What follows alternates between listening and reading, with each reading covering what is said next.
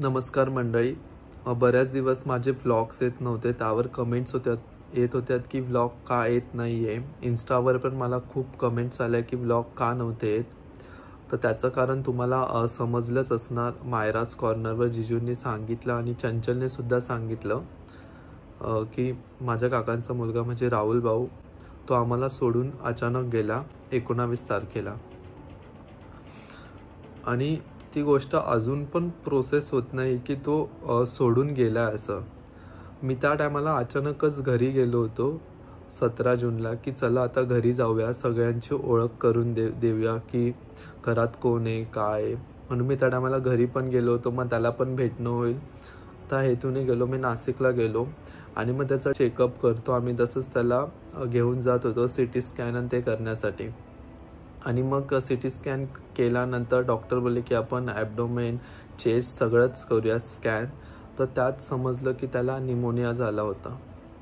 आणि ते निमोनिया झालं आणि लगेच 2 दिवसात ती घटना घडली. ते अजून पण डायजेस्ट होत नाही की ती असं कसं काय घडलं. कारण त्या पिरियडमध्ये थोडी इम्प्रूव्हमेंट वाढायला सुरुवात झाली होती. त्याची इम्प्रूव्हमेंट होत होती आणि आम्हाला असं वाटत होते की आता तो लवकर बरा होईल. म्हणजे थोड्या थोड्या गोष्टी आता बऱ्या होण्यात आल्या होत्या आणि ते अचानकच घडलं. आणि त्यात म्हणजे बोलता पण येत नाही मला की अशी काही गोष्ट घडून गेली. पण त्याच्या अगोदर त्याला घरात काहीच अशी सिम्पटम्स पण नव्हते.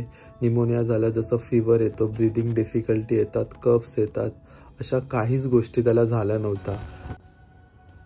आणि इम्पॉर्टंट सांगायचं झालं की त्याला बेडसोर एकही ठिकाणी झाला नव्हता. कारण मयूर आणि वहिनी त्याची एवढी काळजी घेत होते. त्याला एवढ्या गोष्टी त्या दोघांनी केल्या. खुर्चीत बसवणं, नंतर त्याला फिरवणं, कंटिन्युअस पोझिशन देणं. त्यामुळे त्याचं जरासुद्धा अंग चिटकलं नव्हतं. त्या दोघांनी जे केलं ना ते मला नाही वाटत की आत्ता कोणी अजून करू शकतं ह्या लेवलपर्यंत येऊन.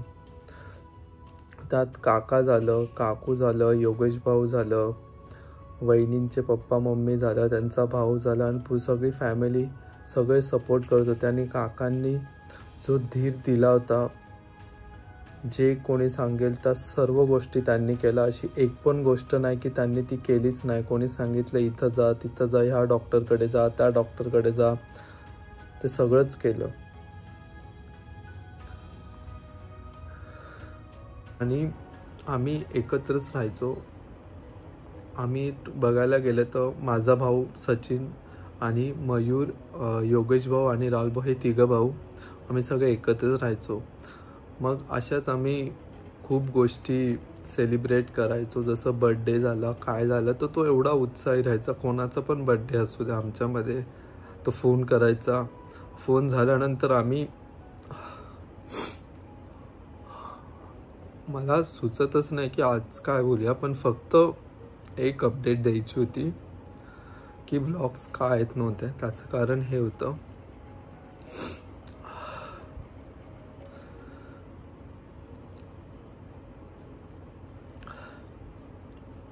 आणि तो बघायला गेलं तर आम्ही 5 जण म्हणून आमच्यामध्ये तो मोठा होता. आता जर मी मुंबईला जेव्हा ॲडमिशन घेतलं तेव्हा पण तो बोलला की ठीक आहे चल मुंबईला घेतो ना जा तू.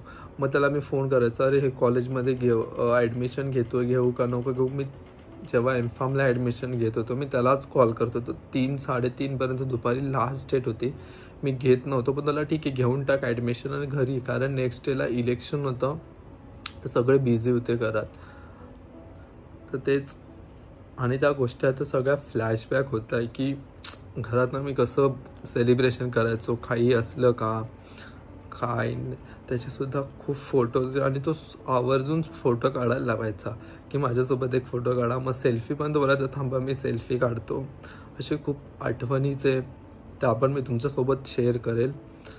आणि मला आता काय सुचतच नाही बोलायला कारण त्या गोष्टी कंटिन्यू आठवत जातात ते की हां आम्ही 5 फोटो पण काढायचो दरवेळेस की बड्डे असू द्या कोणाचा. नाही तर मग योगेशचा साखरपुडा झाला त्यामध्ये पण आम्ही फोटो काढलेला.